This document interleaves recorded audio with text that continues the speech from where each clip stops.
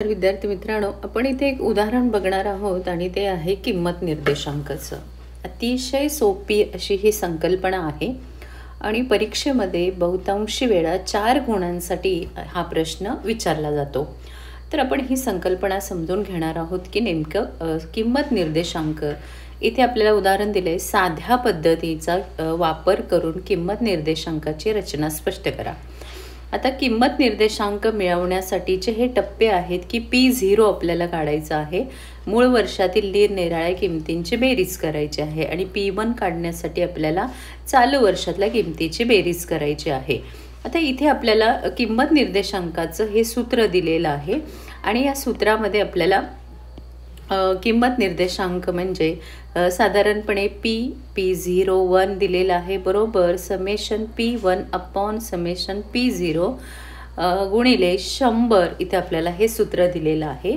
हे सूत्र अतिशय महत्त्वाचं आहे आणि त्यामुळे हे सूत्र लक्षात ठेवायचं। हे किंमत निर्देशांक तयार करण्यासाठी आपल्याला आवश्यक असलेलं सूत्र आहे।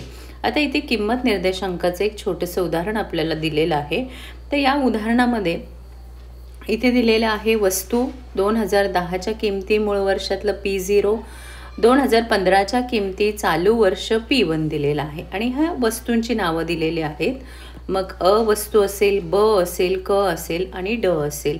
तर 2010च्या किमती आणि 2015च्या किमती दिलेल्या आहेत। मूळ वर्ष हे 2010 आहे। 20, 60, 100, 40, 30, 80, 130, 60 असं दिलेलं आहे। ज्यावेळेला हे समेशन P किंवा याचा अर्थ होतो की या सर्व संख्यांची बेरीज, तर इथे आपल्याला 220 ह्या सर्व संख्यांची बेरीज आहे। म्हणजे 20 अधिक 60 असेल, त्यानंतर 80 झाले, 80 अधिक 100 180 झाले आणि त्यानंतर 180 अधिक 40 220 झाले। म्हणजे ह्या सर्व संख्यांची बेरीज आपण इथे केलेली आहे। निर्देशांकावरती प्रश्न 5व्यामध्ये बहुतांशी वेळा प्रश्न विचारला जातो। अशा प्रकारचा एक तक्ता तुम्हाला दिलेला असतो आणि त्यावरून निर्देशांकाचं सूत्र विचारलं जातं, त्यानंतर निर्देशांक तयार करा असं विचारलं जातं। तर निर्देशांक तयार करत असताना साधा किंमत निर्देशांक जेव्हा येतो तेव्हा किंमत निर्देशांकाचं हे सूत्र आपल्याला इथे लक्षात ठेवायचं आहे। P01 बरोबर समेशन P1 अपॉन P0 गुणिले 100 हे सूत्र आहे। आता इथे जसं आपण बेरीज केली तशाच प्रकारे चालू वर्षातले सुद्धा इथे आपल्याला किमतींची बेरीज करायची आहे। 30 अधिक 80 110 झाले, 110 अधिक 130 म्हणजे हे 240 झाले आणि 240 अधिक 60 म्हणजे 300 झाले।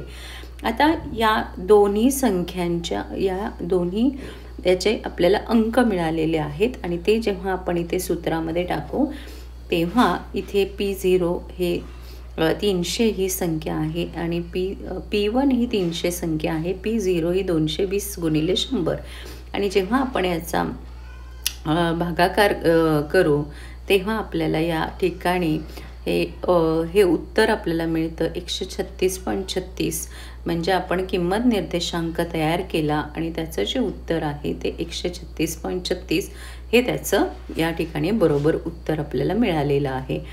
तर अशा प्रकारे आपण या एक किंमत निर्देशांक बघितलेला आहे। किंमत निर्देशांक कसा तयार करायचा त्याविषयी आपण इथे माहिती बघितलेली आहे।